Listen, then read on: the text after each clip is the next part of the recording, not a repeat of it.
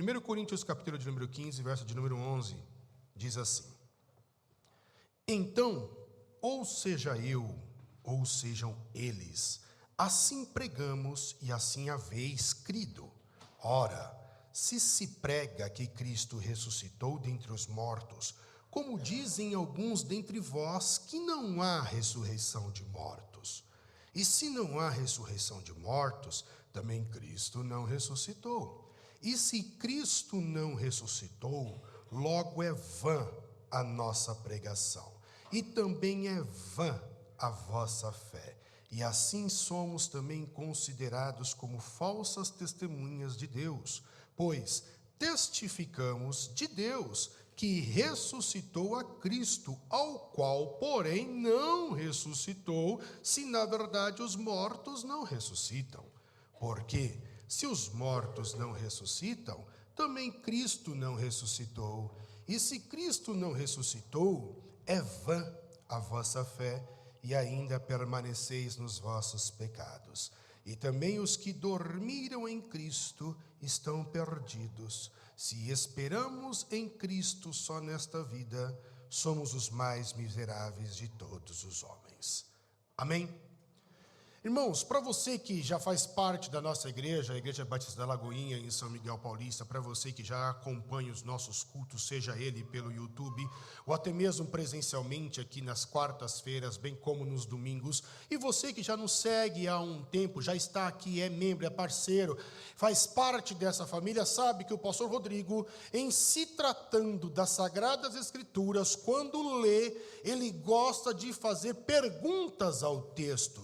E quando eu faço essas perguntas ao texto, eu não me restringo somente às perguntas direcionadas ao texto sagrado. Eu gosto de fazer perguntas sobre a vida. E eu gosto de fazer pergunta principalmente sobre a minha vida. Eu gosto de me interpelar. Repito, eu gosto de me interpelar. E o que é interpelar? Interpelar significa fazer uma pergunta a alguém. Interpelar significa pedir explicações confrontativas. Interpelar significa questionar acerca de uma atitude ou também de uma fala. Interpelar significa que você está exigindo esclarecimentos, e o Rodrigo gosta de se auto-interpelar, pois quando eu estou na interpelação comigo mesmo, eu estou confrontando a mim, e isso me faz refletir sobre mim. Isso me faz refletir sobre a minha vida, sobre as minhas atitudes, sobre as minhas falas, sobre minha conduta, e não nunca sobre o outro, mas sobre mim. E o que eu acho que está faltando em nossa geração, especificamente falando do Ocidente, especificamente falando do Brasil, é um pouco da auto-interpelação. Acredito que se todos nós começarmos a fazer perguntas para nós mesmos, perguntas confrontativas sobre nós mesmos, acredito eu que talvez a minha vida, o teu universo de vida, ele pode ser melhor. Mas por que me interpelo? Não só para confrontar, mas para tentar encontrar talvez um sentido. E em determinados cultos da nossa igreja, já se passaram algumas quartas-feiras, já se passaram alguns cultos de sábado, e se passaram também cultos de domingo. No meu canto, estou ali então interpelando. Já me peguei várias vezes cultuando com os irmãos, aqui cultuando enquanto o culto está acontecendo, seja IBL News, seja oração, seja explanação da palavra, eu estou ali no canto me auto-interpelando, e eu quero então trazer aos irmãos as perguntas, os confrontos, as indagações, as interpelações que fiz a mim, e eu quero transferir para você, para ver se porventura você na sua análise como ouvinte hoje, já se passou perguntando as mesmas coisas. E o que eu então interpelei sobre mim é: o que eu estou fazendo aqui? O culto está rolando. E eu então perguntei para mim mesmo: o que eu estou fazendo aqui? Segundo, por que é que venho para esse lugar? Terceiro, por que é que sou pastor? Quarto, por que é que faço o que faço dentro da comunidade cristã? Quinto, por que somos igreja? Sexto, por que é que cantamos em todos os cultos? E por que é que cantamos para Jesus? Por que é que pregamos? Sexto, e por que é que pregamos sobre Jesus? Por que é que oramos? Por que insistimos em oração por alguém?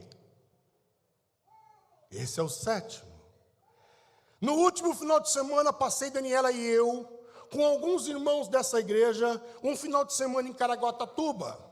E lá, enquanto havia-se os risos, sorrisos, conversas, então de novo me interpelei e me perguntei, por que é que eu tenho comunhão com gente que eu não nasci na mesma casa, não sou filho do mesmo pai, não sou filho da mesma mãe, não vivi com essa pessoa, mas parece que eu sempre vivi com essa pessoa, sempre conheci, e me parece que nunca houve um momento em que eu não conheci essa pessoa. Isso é comunhão. Então, por que é que eu tenho comunhão?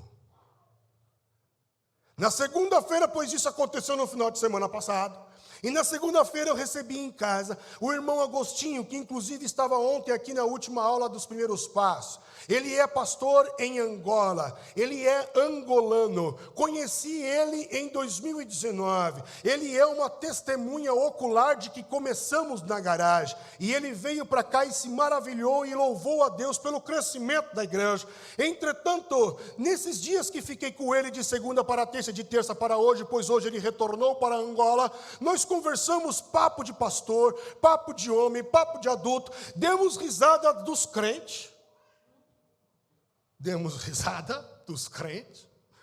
falamos abertamente dos nossos dilemas, dos nossos temores, e aí então novamente sentado na mesa comendo uma pizza eu me interpelei, como é que eu posso ter comunhão com um cara da África, que não cresci, que não vivi, vi 2 vezes, hospedei na minha casa, mas é como se eu sempre vivesse com ele, é como se ele fizesse parte da minha vida desde sempre, e me parece que eu não vivi um momento que eu não o conhecia. Então, como que é isto? São as indagações que fiz para mim, e não sei se você algum dia já pensou sobre estas coisas. Entretanto, quando eu estou me interpelando, eu quero dizer bem claro para os irmãos que eu estou buscando um sentido sobre todas essas perguntas que eu acabei de fazer. Qual é o sentido de tudo isso que eu acabei de falar aqui aos irmãos? E quando falamos de sentido, eu estou falando da consciência, eu estou falando da razão, eu estou falando do entendimento, eu estou falando do discernimento. Quando falamos de sentido, estamos falando talvez do que Paulo falou acerca do culto. O que é que Paulo fala acerca do culto? Um culto racional. Em outras palavras, um culto que tenha sentido. Um culto de entendimento, um culto com a consciência, um culto que você faz uma oração endereçada, um culto que você faça uma adoração endereçada, um culto que tem um propósito de pregação, que tem um começo, um meio, enfim, um sentido. Quando eu falo de sentido, eu estou falando de encadeamento de fatos que promove um fim. pois às vezes a sucessão de fatos não dão e não trazem sentido. Você não entende nada quando as coisas estão acontecendo, mas quando chega no final, parece que tudo então se esclarece. Sentido é o encadeamento, o resultado final do encadeamento de fatos. Sentido é aquilo que você pretende alcançar quando você realiza uma determinada ação. Sentido é um alvo, um fim e um propósito. Então, quando eu me indago, quando eu me interpelo, eu estou aqui literalmente procurando a causa, procurando o meio das coisas, procurando o fim das coisas, ou simplesmente procurando o objetivo das coisas, ou ainda, resumindo e em síntese, eu estou tentando procurar um sentido para o que somos e para o que fazemos na comunidade cristã. E quando estava me interpelando, conversando com a minha mente, foi aí então que um versículo emergiu. E se esse versículo foi trazido à minha mente, entendo eu que foi o Espírito Santo. Pois eu estava justamente fazendo as perguntas, quando este versículo ele aparece, ele surge em minha mente, é trazido em minha mente, então eu acredito que na comunhão e na solitude, o Espírito Santo me trouxe, que é justamente 1 Coríntios capítulo de número 15, e as respostas, ou a resposta para as perguntas que eu acabei de fazer aos irmãos, acredito que estão em textos chaves, de 1 Coríntios capítulo de número 15, mais especificamente, os versos de número 13, 14, 16, 17 e 18, e eu faço menção novamente desses versículos que diz: e se não há ressurreição de mortos, também Cristo não ressuscitou. E se Cristo não ressuscitou, logo é vã a nossa pregação, e também é vã a nossa fé. Verso 16: porque se os mortos não ressuscitam, também Cristo não ressuscitou. E se Cristo não ressuscitou, é vã a vossa fé, e ainda permaneceis nos vossos pecados. E também os que dormiram em Cristo estão perdidos. Voltemos então ao resumo das perguntas que fiz. Por que é que temos comunhão com pessoas que a princípio são estranhas? Por que é que viemos para cá e começamos a cantar, a adorar, a orar? Por que é que insistimos na oração? Por que é que pregamos? Por que é que pregamos Jesus? Por quê? A resposta está justamente nas palavras de Paulo, e acredito que a resposta é muito simples. Fazemos o que fazemos. A resposta para todas essas perguntas é: porque Cristo ressuscitou. Essa é a resposta. Porque é simples e é coerente o raciocínio, pois se Cristo não tivesse ressuscitado, não haveria sentido de estar aqui. Não haveria sentido a comunhão, não haveria sentido louvar, não haveria sentido ensaiar, não haveria sentido a oração, não haveria sentido a insistência da oração. Só há sentido nessas coisas que fazemos, porque Cristo, Ele ressuscitou. Cristo e a ressurreição são o elo de ligação da comunhão. Porque é que temos comunhão com pessoas que a princípio eram estranhas e hoje é família. Hoje são irmãos, ou melhor, hoje são amigos. Por que é que nós temos comunhão com essas pessoas? Porque Cristo e a ressurreição é o elo que nos une. Cristo e a ressurreição é a causa de todas as coisas. Cristo e a ressurreição é o motivo de todas as coisas. Cristo e a ressurreição é o meio de todas as coisas. Cristo e a ressurreição é o fim de todas as coisas. Cristo e a ressurreição é o motivo por estarmos aqui. Se Cristo não tivesse ressuscitado, nada disso que fazemos teria sentido.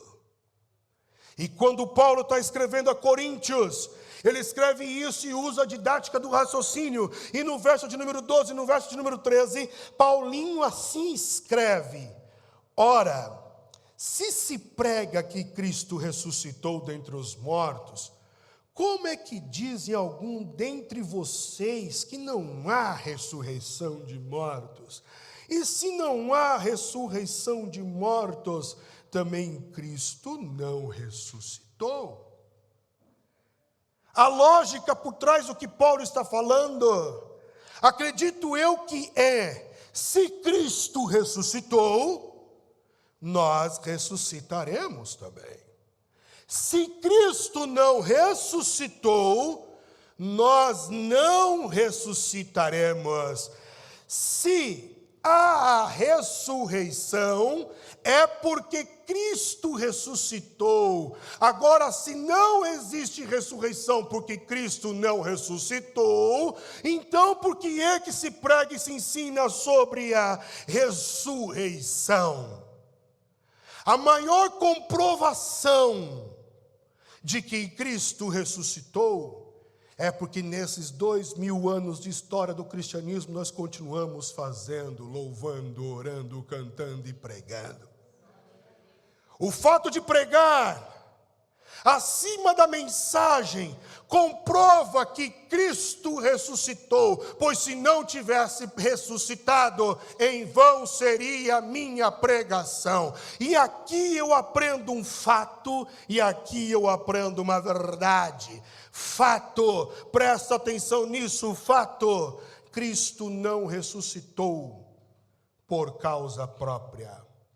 Repito, Cristo não ressuscitou por causa própria. Assim como a encarnação do Cristo não é por causa própria. A morte do Cristo não é por causa própria. O que eu quero dizer? O Jesus, o Deus encarnado, encarnar, ele não encarna para resolver um problema dele. Quando ele morre na cruz, ele não morre para resolver um problema dele. Mas quando ele morre na cruz, e quando ele ressuscita, e quando ele encarna por causa de nós. Ele morre por causa de nós, e ele ressuscita por causa de nós. Logo, o fato é, o Cristo não ressuscitou por causa própria, mas o Cristo ressuscitou por nossa causa. Esse é o fato. João Calvino, quando ele vai falar sobre a ressurreição do Cristo, assim ele escreve: sua ressurreição é a substância da nossa. O que foi efetuado nele deve ser concretizado em nós. O que Calvino está querendo dizer é o seguinte: a ressurreição é um ato do Cristo para nós, para resolver a morte que Adão trouxe. E se é verdade que em Adão nós morremos, também é verdade que em Cristo nós vivemos. Este é o fato. E a verdade é que se Cristo, ele foi devorado pela morte, se Cristo está preso na morte, se Cristo, ele perdeu para o pecado, se Cristo, ele perdeu para Satanás, então a nossa fé é inválida. Ela se desvanece.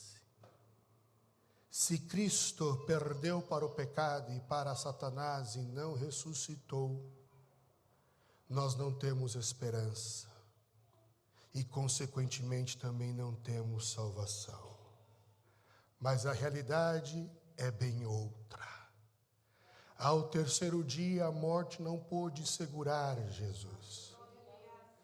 Jesus sai do reino dos mortos e ele sai vitorioso, ele ressuscita. para garantir a minha e a tua vitória. Então o mesmo apóstolo Paulo, ele caçou-a da morte, e virando para a morte, dizendo para ela: me diz uma coisa, ó morte. Parece que Paulo está conversando com o espírito da morte, e ele diz para a morte: me diz uma coisa, ó morte, onde é que está o teu aguilhão? Onde é que está o teu poder, a tua autoridade? Agora Cristo, ele tem a chave da morte, ele tem a chave do inferno. Cristo está vivo, e se somos o que somos e temos o que temos, é porque Cristo ressuscitou. Esta é a verdade. A ressurreição do Cristo deve ser a nossa motivação de existência. A motivação para vencer o frio, a motivação para vencer o calor, a motivação para vencer a calúnia, a motivação para vencer o apedrejamento, a motivação para vencer a perseguição, a motivação para vencer as catástrofes deste mundo. Você e eu não devemos ser motivados a fazer alguma coisa para sermos olhados pelo pastor, para que ele me leve para o sistema probatório ou me consagre a diácono. Nós não devemos pregar para recebermos like. Não devemos pregar para recebermos seguidores em nenhuma das redes sociais. Não devemos pregar para recebermos ibope. Não devemos pregar para agradar ouvidos. Nós pregamos porque temos um motivo, e o motivo da nossa pregação é para mostrar um Cristo ressurreto. Por isso eu oro para que Deus tenha piedade do Brasil. Eu oro para que Deus tenha piedade da nossa igreja.